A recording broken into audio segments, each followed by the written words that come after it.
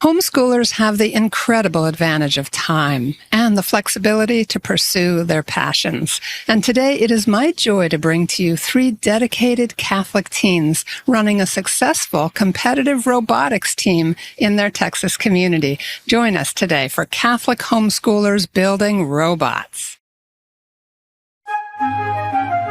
Welcome to Homeschooling Saints, the podcast that helps you create the homeschool you love for the people you love. Our host is Lisa Mladinich, a Catholic life coach, TV host, best-selling author, and an instructor at Homeschool Connections. Before we get started, remember to subscribe to this podcast so you never miss an episode. And if you're watching on YouTube, click the bell to join our channel.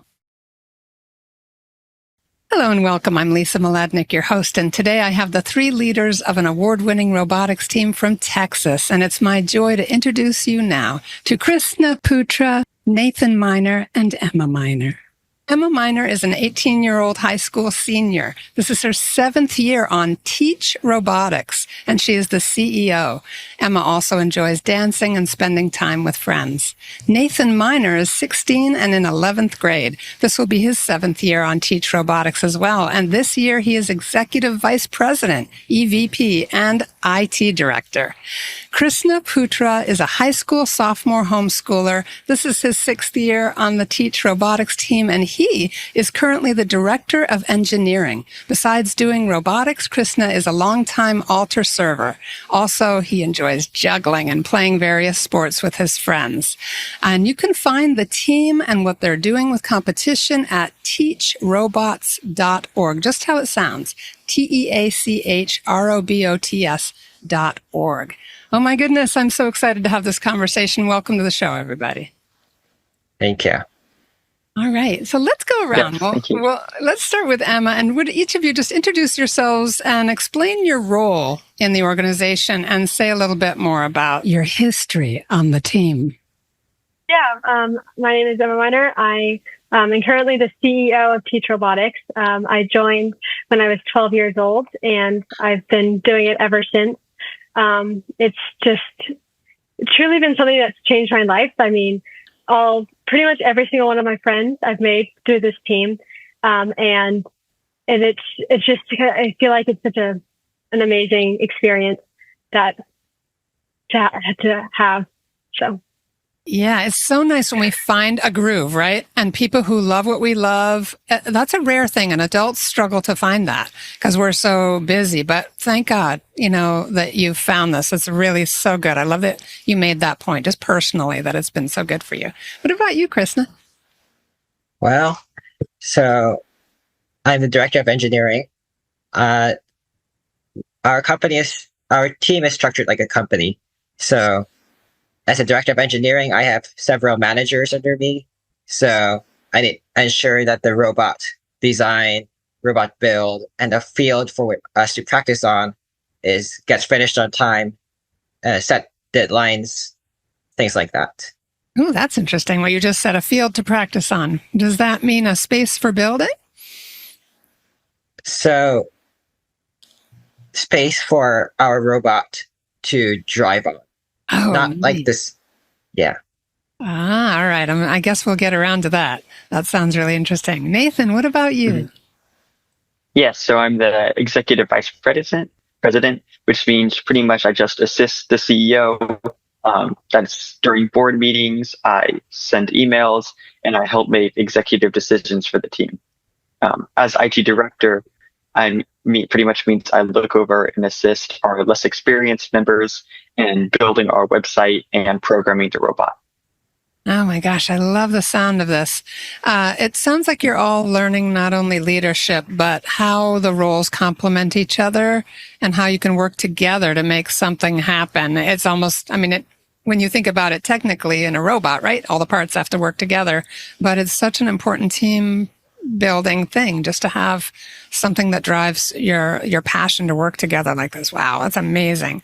So what about Teach Robotics? Say a little bit about that, Emma. What are we talking about when we talk about Teach Robotics?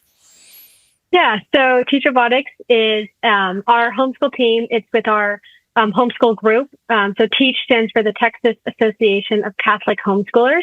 Huh. And so our robotics team is with the homeschool group. And we are a homeschool team. And we, as a homeschool team, it's a little bit different because it's not like the public schools. And so we get to meet on our own timing. So we have the flexibility. And we consist of 26 members and 3 departments. And so as far as building the robot, we have our engineering department, but through BEST, we also have other things to do for the competition other than just building the robot. So we also have to build a marketing booth, and which is just like a giant booth where we talk to judges and present our team and our robot to other people. And then we have a marketing presentation, which is selling our robot to judges, and a notebook, a design notebook. So we document the entire robot design process.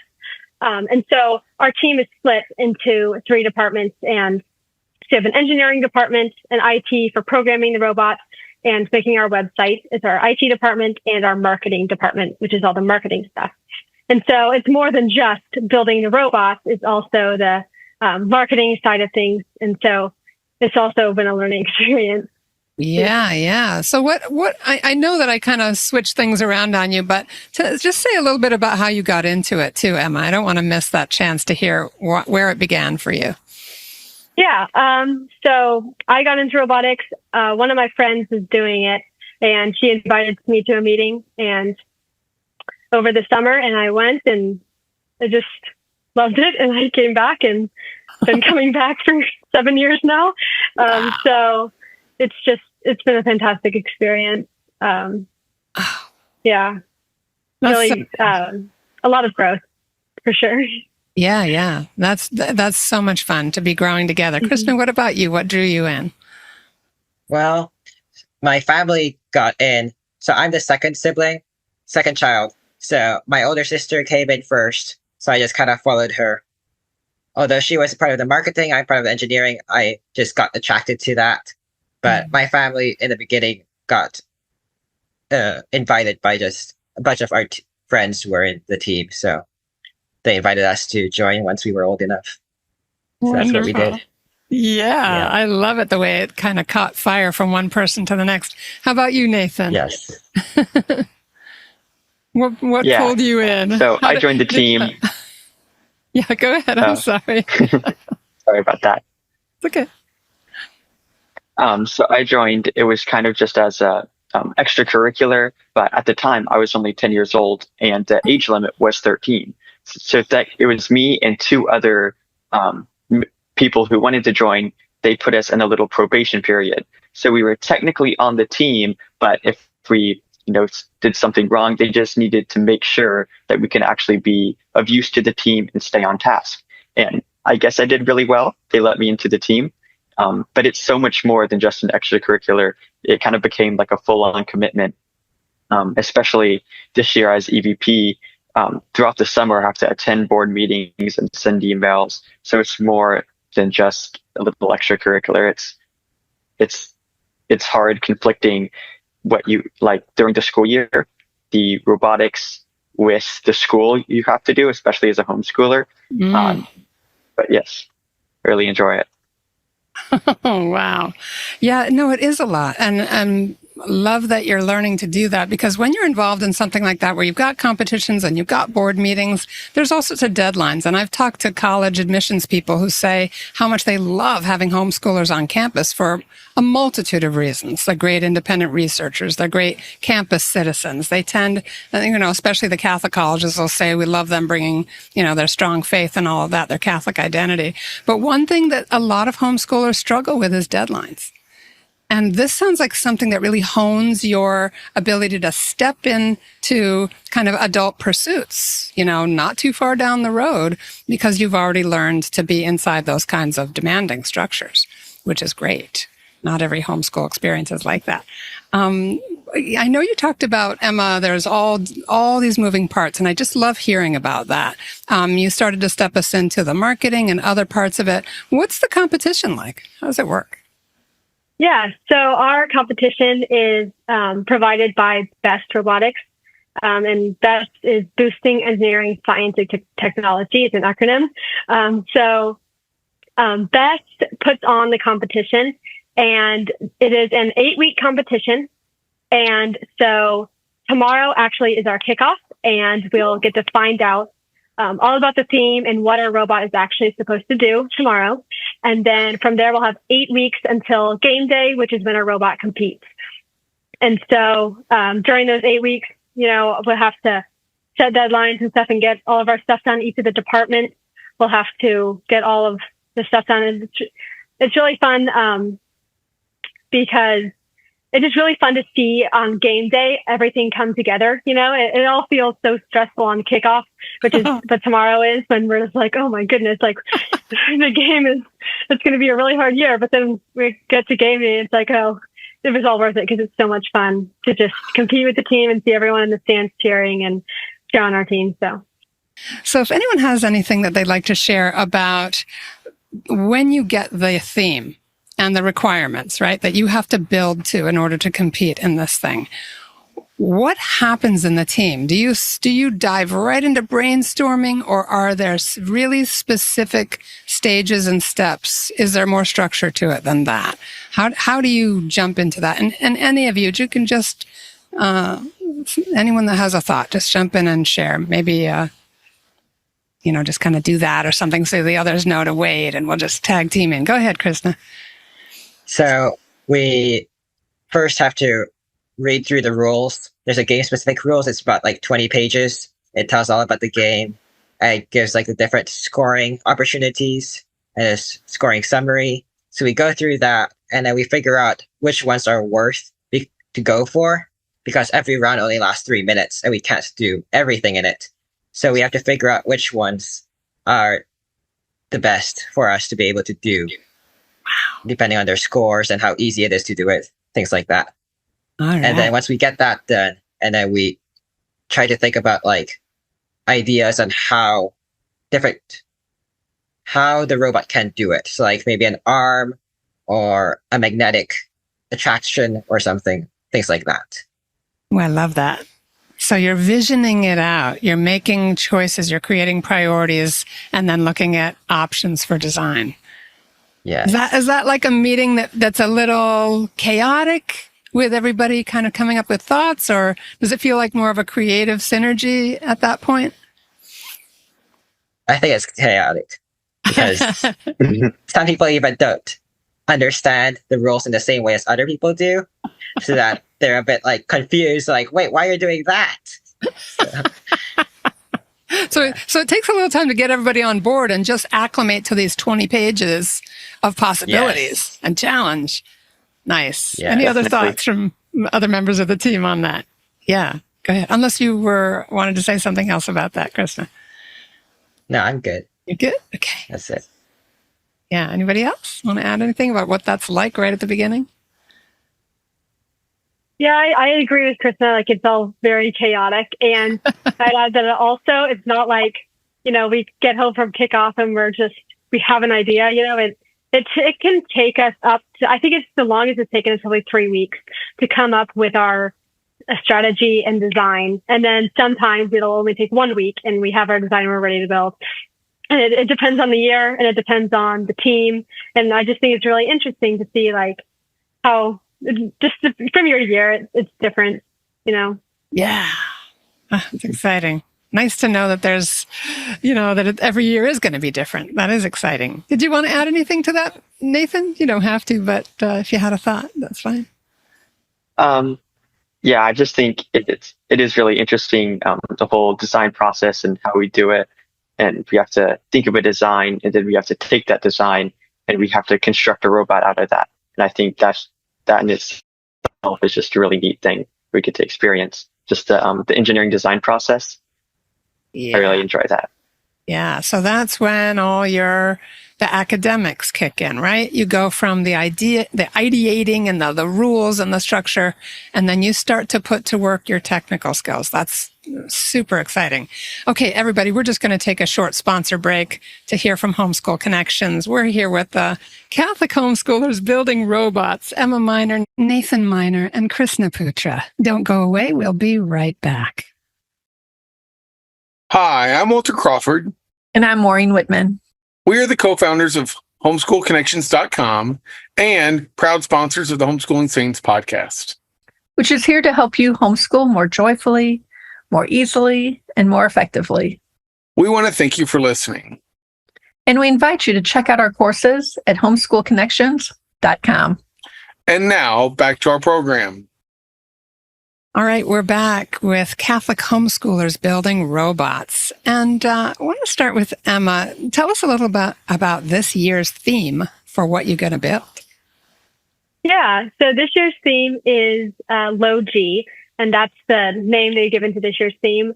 But we won't know all about the theme until after tomorrow, which is our kickoff. And so they give us like a little teaser. So we know that this year is going to be some kind of space, lunar, some kind of space themed, but we don't know much more than that until after tomorrow. Ooh. So. Mm-hmm. So what is the LOGI? Is that an acronym or something? What is? Just low G, like low gravity. So low like G's. I got it. Low G's. Okay. Good.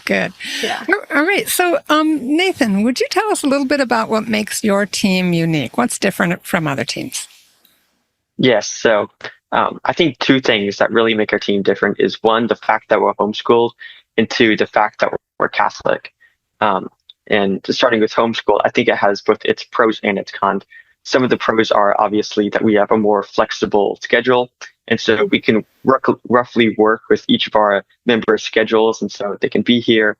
And that's something that's really great about homeschooling.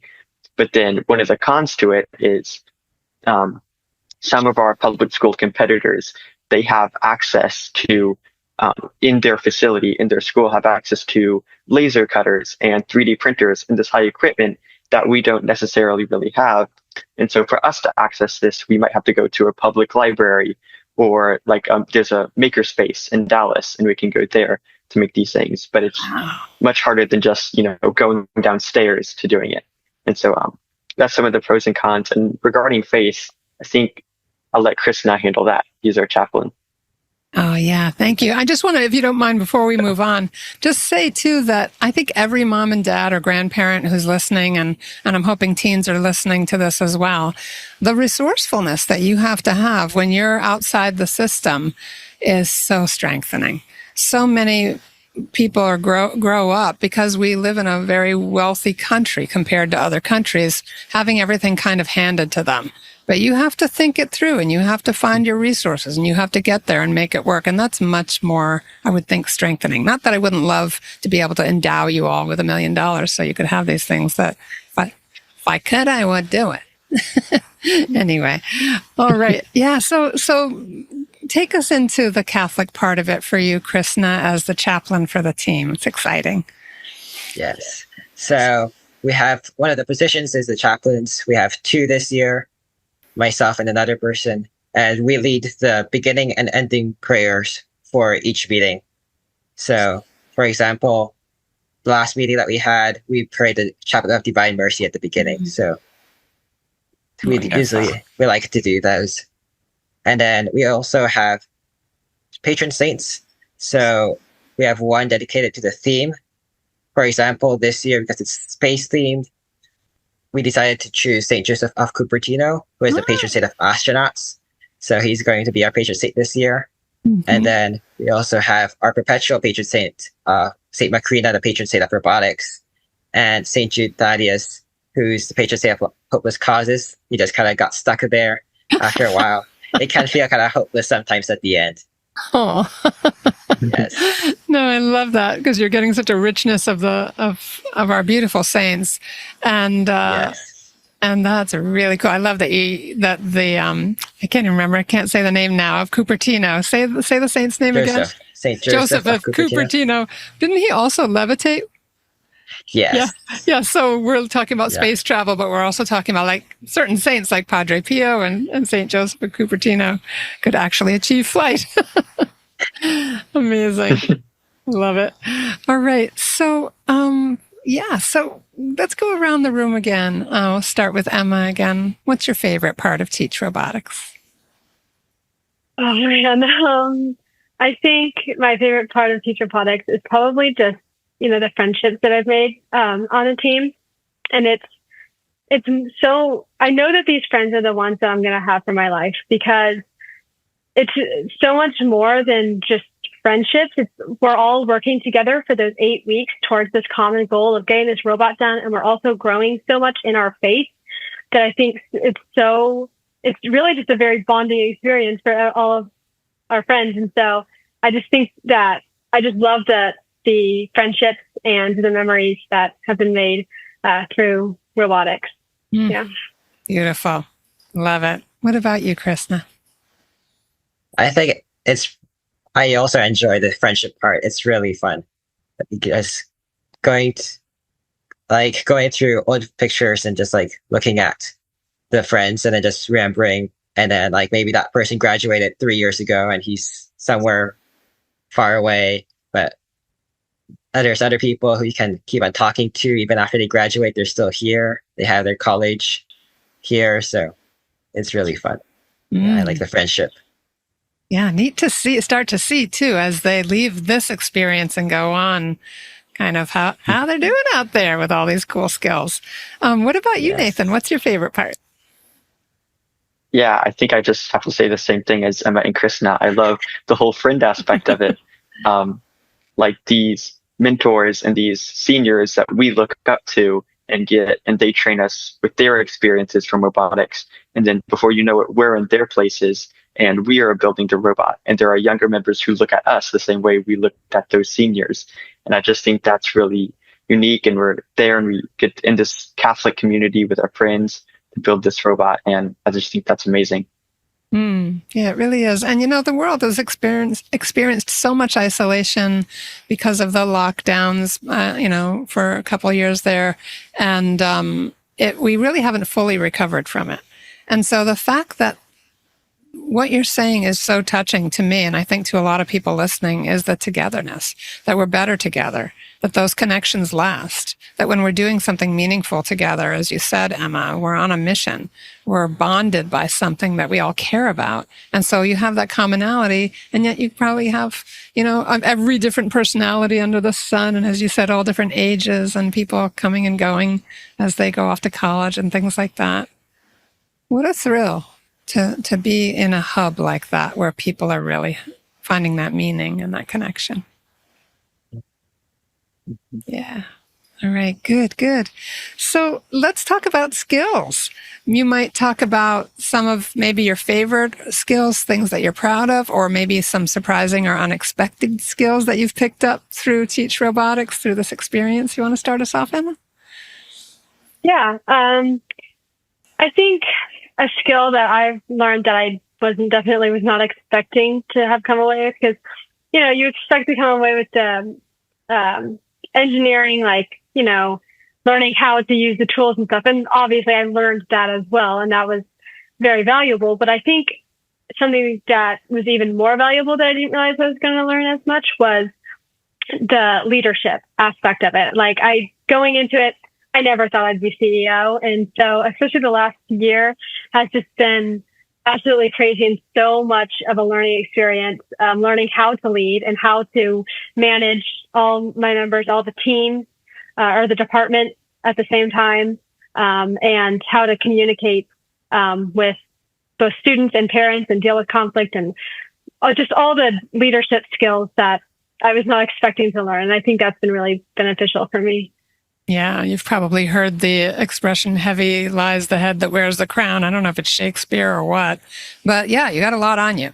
When you're kind of at the top of that pyramid, even though you have your board and other advisors, it's a lot of pressure, but it teaches you so much. And when you find that leader within yourself, I can see it as you're speaking about it, Emma, that it's been strengthening, that it's been something that has brought you looks like some confidence. Mhm. Yeah. Yep. So good. What about you, Krishna? What things have you learned and are taking away that you are really valuing? I really like learning how to like read the rules and the field build manual, but the manual to they tell us how to build their field, and it's just how engineering drawings are made and all the different symbols, like the diameter or the countersink. Those things, those are pretty cool.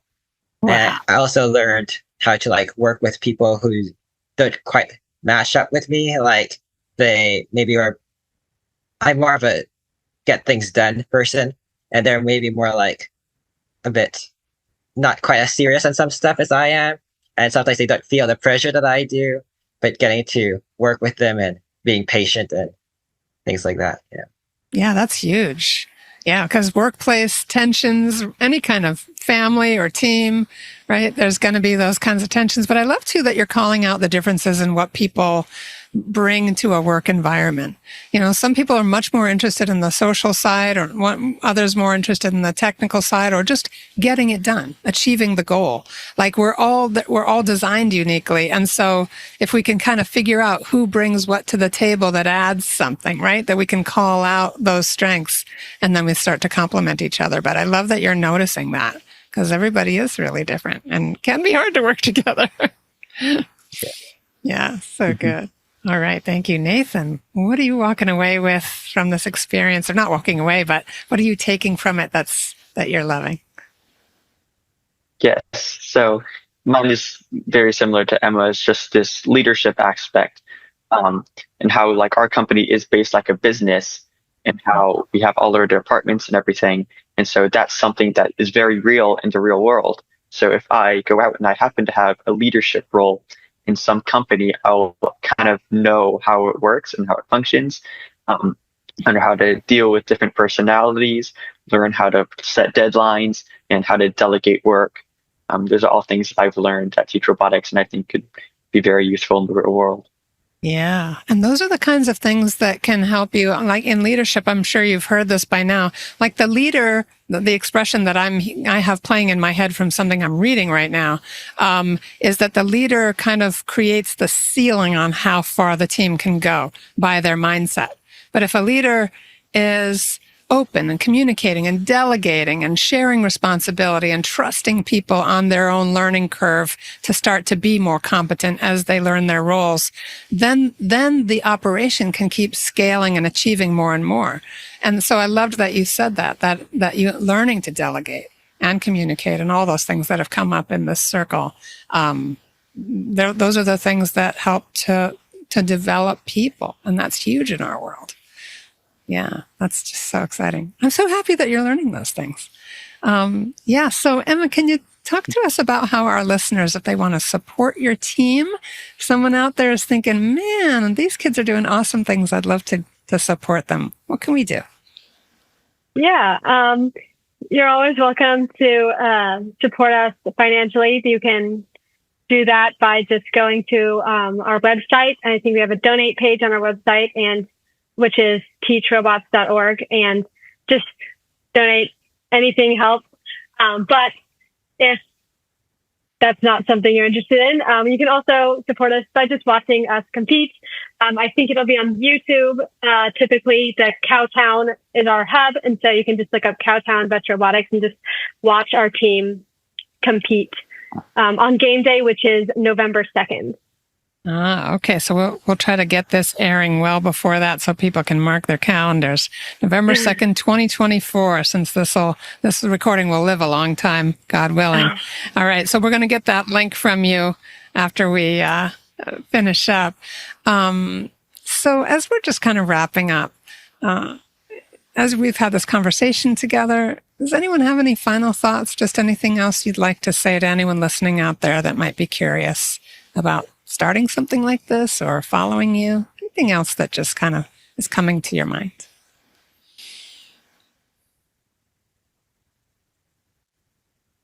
Well, the best competition is nationwide. So I know there's a search like for different hubs if they want to go to a different hub. I know there's like one somewhere in Ohio.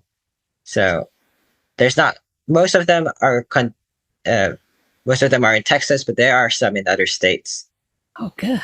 Oh, thank you for that. That's so good. So we can get that information into our show notes too to help people see if they can find something closer to them. That's really helpful. All right. Anything else anyone wanted to add as we're starting to wrap up? Oh, I think it's really beautiful. I'm so sorry. How, especially for me, how it's just not just the building aspect and the competing aspect, but also this faith aspect. It's really helped me as an individual grow in my faith. And so I think if this is something that you're truly interested in, God will really place that on your heart, because it really is more than just a robotics team. It's a community of Catholics. And it's just really beautiful in that aspect. Praise God. All right. I love that. The coming together with people you can pray with, all the different families and their family cultures and how they express their faith and all the individuals like our amazing saints. Just such a beautiful experience you're having as a community. I want to just thank you all so much. Emma Miner, Krishna Putra, Nathan Miner. You've been wonderful guests, and I hope you'll come back sometime. I want to hear, maybe after the competition, we can have you come back and talk about it and what you learned. That might be a lot of fun. Everybody, check out teachrobots.org, teachrobots.org. That's the team website. And we're going to throw a couple of other resources in the show notes for you, too, so look for those. And thanks for listening today. We are all praying for you here at Homeschool Connections and Homeschooling Saints. Please pray for us, too, and pray for the Teach Robots team as well. God bless. Bye-bye now. And that's our show for today. Our program is sponsored by homeschoolconnections.com. Be sure to subscribe to Homeschooling Saints and leave us an honest review. God bless you, and thank you for joining us.